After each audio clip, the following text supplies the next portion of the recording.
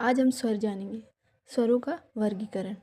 मात्रा के आधार पर स्वर 3 प्रकार के होते हैं। हास्य स्वर, दीर्घ स्वर और लिप्त स्वर। हास्य स्वर को लघु स्वर भी कहते हैं।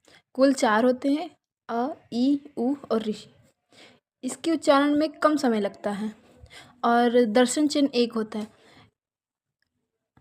दीर्घ स्वर या द्विमात्रिक स्वर, दीर्घ स्वर को द्विमात्रिक स्वर भी कहते हैं। कुल 7 होते हैं, आ, ई, उ, ए, ऐ, ओ, औ, जिसके उच्चारण में लघु से 2 गुना समय लगता है।